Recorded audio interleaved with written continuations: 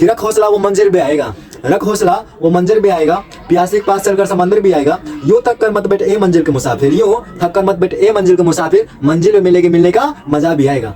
चलिए तो आ चुके हैं मैं फिर से एक नई वीडियो के साथ, जो कि आप लोगों को वेरी वेरी इंपॉर्टेंट है, समझ गए।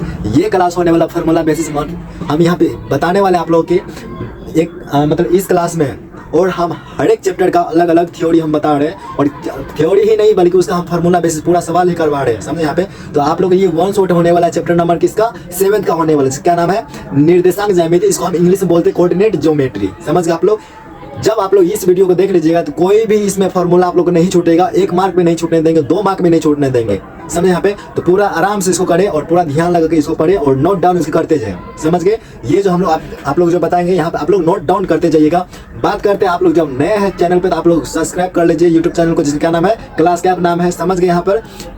और सही बच्चों के पास शेयर कर दीजिए, लाइक कर दीजिए और कमेंट कर दीजिए जब अच्छा लगा हो तो, समझ गए। मैं आप लोगों से यही विनती करना चाहता हूँ कि ज़्यादा से ज़्यादा बच्चों के पास शेयर कर दे, ताकि वो सभी आराम से पढ़े और चैनल को सब्सक्राइब कर दे, समझ गए। तो यहाँ पे मैं बताने वाला आप लोगों को कोऑर्डिनेट ज्योमेट्री मतलब निर्देशांक ज्यामिति है, और ये क्लास 10th बेसिस होने वाला है। किसके लिए, क्लास 10th के लिए ये है, समझ गए। और ये होना मैथ, समझ गए ना, कोऑर्डिनेट बोलते तो ये मैथ में आएगा, समझ गए यहाँ पर।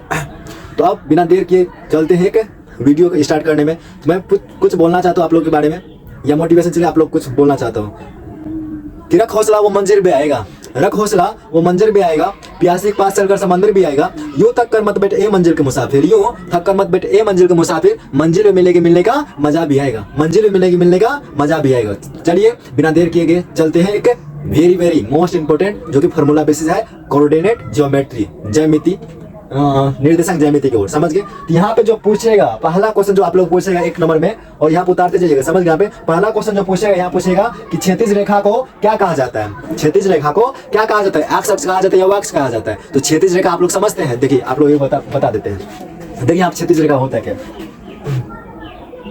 ऊपर देखिए यहाँ पे ये है एक, इसको जो है ना, इसको हम क्या जैसे डिनोट करते हैं, एक्स अक्ष से, है ना, इसको हम एक्स अक्ष से, इसको वाई अक्ष से और इसको वाई अक्ष से। तो ये वाला जो होता है, ये वाला रेखा देखते हैं, इसको बोलते हैं क्या, इसको बोलते हैं क्षैतिज रेखा, क्या बोलते हैं इसको, क्षैतिज रेखा बोलते हैं, क्षैतिज रेखा। और इसको बोलते हैं उर्ध्व रेखा, क्या बोलते हैं, उर्ध्व रेखा, समझ गए। तो क्षैतिज रेखा क्या होता है, उर्ध्व रेखा क्या होता है, मतलब जो इस तरह से रहेगा और इस तरह से जो भागेगा ना, उसको क्या बोलेंगे, क्षैतिज रेखा बोलेंगे, समझ गए। और जो इस तरह से रहेगा, इस तरह से जो भागेगा, इस तरह के देखिए इस तरह का जो भागेगा, तो ये वाला हो जाएगा उर्ध्व रेखा, जिसको हम क्या बोलेंगे, वाई निर्देशांक बोलेंगे, समझ गए। यहाँ पे तो पूछता है कि क्षैतिज रेखा को हम एक्स अक्ष कहते हैं, क्षैतिज रेखा क्या बोलते हैं, एक्स अक्ष कहते हैं, एवं उर्ध्व रेखा को हम वाई अक्ष कहते हैं, उर्ध्व रेखा क्या बोलते हैं, हम वाई अक्ष करते हैं, समझ गए। यहाँ पे क्षैतिज रेखा को क्या बोलते हैं, एक्स अक्ष, और उर्ध्व रेखा क्या बोलते हैं, वाई अक्ष कहते हैं, समझ गए। यहाँ पर पूरा नोट डाउन करते जाइए। अब बात करते हैं मूल बिंदु, क्या बोलते हैं, मूल बिंदु। तो अब देखिए मूल बिंदु यहाँ पे होता है, जहाँ पे जो दोनों लाइन कटा ना, मतलब एक्स अक्ष और वाई अक्ष जो कटा नहीं, इसको हम क्या बोलेंगे, मूल बिंदु बोलेंगे, क्या बोलेंगे, मूल बिंदु बोलेंगे, समझ गए। यहाँ पे तो हम लिखे हैं, बताओ मूल बिंदु क्या होता है। तो लिखे हैं जिस बिंदु पर क्षैतिज एवं उर्ध्व रेखा प्रतिच्छेद करती है,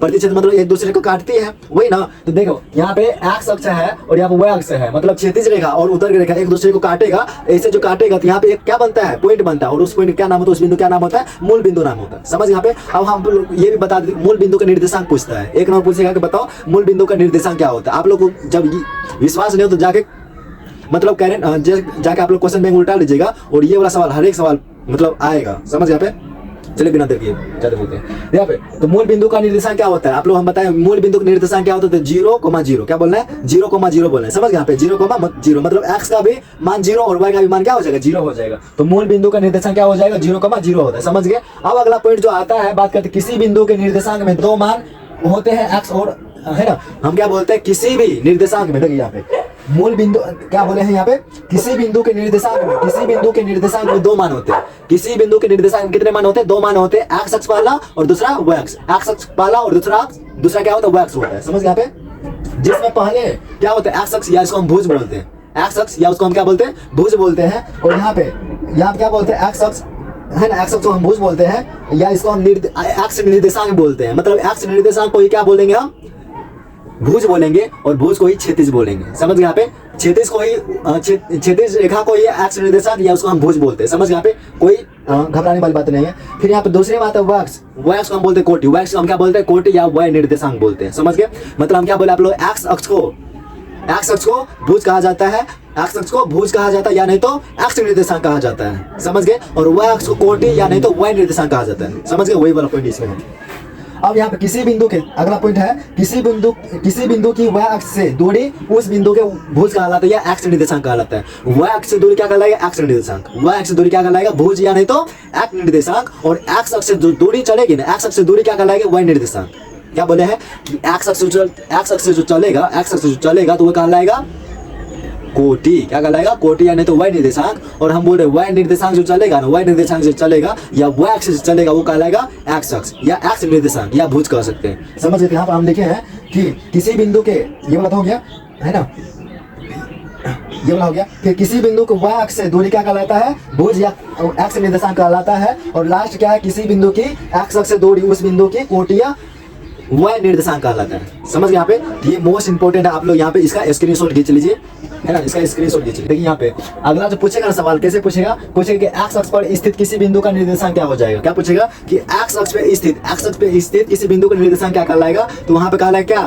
एक्स कोमा में 0। क्या हो जाएगा? एक्स कोमा में 0 हो जाएगा। समझ रहे? यहाँ क्या पूछेगा कि एक्स अक्ष पर किसी बिंदु का निर्देशांक, तो एक्स को रहने देना है लेकिन वाई को 0 कर देना है। क्या बोले हैं कि किसी एक्स अक्ष पर किसी बिंदु का निर्देशांक एक्स को रहने देना है, कोमा में 0 दे देना, वाई को 0 बना देना। किसी एक्स अक्ष पर किसी बिंदु का निर्देशांक एक्स कोमा में 0 हो जाएगा, एक्स कोमा में 0 हो जाएगा। और पूछे वाई अक्ष पर किसी बिंदु का निर्देशांक, वाई अक्ष पर स्थित किसी बिंदु का निर्देशांक तो क्या हो जाएगा? 0, वाई। क्या हो जाएगा? 0, वाई। जब वाई अक्ष पर स्थित किसी बिंदु का निर्देशांक जब पूछेगा तो 0 वाई तो रहबे करेगा लेकिन 0 एक्स बन जाएगा। तो 0 का क्या बोलना है? वाई बोलना है। एक्स अक्ष पर स्थित किसी बिंदु को निर्देशांक 0, में वाई हो जाएगा। समझ क्या बोले हैं? वाई अक्ष पर स्थित किसी बिंदु को निर्देशांक 0, में वाई हो जाएगा।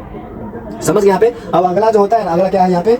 दूरी सूत्र क्या होता है? क्या पूछेगा कि दूरी सूत्र क्या होता है? तो दूरी सूत्र होता है रूट अंडर में। दूरी सूत्र क्या होता है? रूट अंडर में x2 - x1 का होल स्क्वायर और प्लस में y2 - y1 का होल स्क्वायर। क्या बोले दूरी सूत्र का? कि रूट अंडर x2 - x1 का होल स्क्वायर प्लस में y2 - y1 का होल स्क्वायर, ये होता है दूरी सूत्र। समझ गए? अब पूछेगा मूल बिंदु। क्या पूछेगा? मूल बिंदु से किसी बिंदु का निर्देशांक। क्या पूछेगा? मूल बिंदु से सूत्र बताइए। मूल बिंदु से किसी बिंदु के दूरी क्या हो जाएगा? तो क्या बोलना है कि root under x² plus y²। क्या बोले हैं यहाँ पे कि देखिए मूल बिंदु से किसी बिंदु की दूरी क्या कहलाएगा? रूट अंडर में x² प्लस में y² हो जाएगा। समझ यहाँ पे अगला जो आता है ना, अगला क्या पूछा जाएगा कि मध्य बिंदु का निर्देशांक पूछेगा। क्या पूछेगा? मध्य बिंदु का निर्देशांक क्या? मध्य बिंदु का निर्देशांक बताएं। मध्य बिंदु का निर्देशांक क्या होता है? तो मध्य बिंदु का निर्देशांक क्या हो जाएगा? x1 प्लस x2 बाय 2 कर देना है, कॉमा y1 प्लस में y2 बाय 2 कर देना। ये हो जाएगा किसका? मध्य बिंदु का निर्देशांक। क्या बोले फिर से? x1 plus x2 bye 2, comma y1 plus y2 बटे में 2 कर देना। ये हो जाएगा मध्य बिंदु का निर्देशांक हो जाएगा। अब अगला जो पूछेगा त्रिभुज के केंद्र का निर्देशांक। त्रिभुज के केंद्र का निर्देशांक, तो त्रिभुज के केंद्र का निर्देशांक कितना हो जाएगा? त्रिभुज के केंद्र का निर्देशांक कितना हो जाएगा? क्या बोलना है कि x1 plus x2 plus x3 बटे में 3 कर देना है। कितना संख्या है? 3 है ना। x1 plus x2 plus x3 बटे में 3 कर देना है। समझ गए? कॉमा देखो y1 plus y2 plus y3 बटे में 3 कर देना। ये क्या हो जाएगा? त्रिभुज के केंद्र का निर्देशांक हो जाएगा। समझ गए आप लोग? अब अगला आते हैं। अगला क्या आंसर पूछेगा कि बताइए विभाजन सूत्र क्या हो जाएगा? क्या पूछेगा? विभाजन सूत्र क्या हो जाता है? क्या बोला विभाजन सूत्र? m2 क्या बोला? m1 x2 क्या बोला है? m1 देखिए m1 x2 प्लस में m1 x2 क्या बोलना है? विभाजन सूत्र क्या बोलना है? देखिए विभाजन सूत्र पूछेगा विभाजन सूत्र क्या होता है। तो विभाजन सूत्र क्या बोलना है?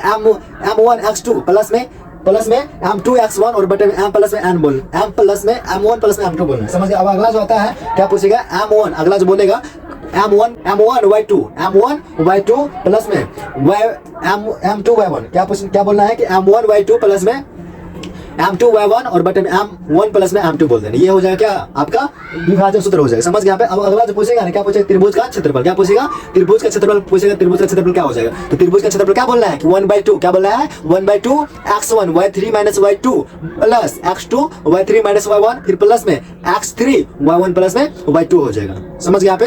तो ये आपका सारा रहा फॉर्मूला कोऑर्डिनेट ज्योमेट्री मतलब निर्देशांक ज्योमेट्री को ऑल फॉर्मूला हम लोग करवा दिए। समझ गए? अगर आप लोग कोई भी डाउट है तो डिस्क्रिप्शन में जरूर लिखिएगा, मतलब कमेंट में जरूर लिखिएगा आप लोग ये वीडियो कैसा लगा है और ज्यादा से ज्यादा बच्चों के पास शेयर अवश्य कर दे। समझ गए? कोई भी डाउट होगा तो जरूर पूछेगा, लेकिन हमको लगता नहीं कोई भी डाउट इसमें पूछने वाले या इसमें होने वाले। समझ गए? यहाँ पे ये सारा फॉर्मूला है क्लास 9 का है। आप लोग अच्छा से देखिएगा, लाइक कीजिए, कमेंट कीजिएगा, सब्सक्राइब कर दीजिएगा और सभी बच्चों के पास शेयर कर दीजिएगा। चलिए आप लोग स्क्रीनशॉट खींच लीजिए इसका। चलिए सभी को जय हिंद।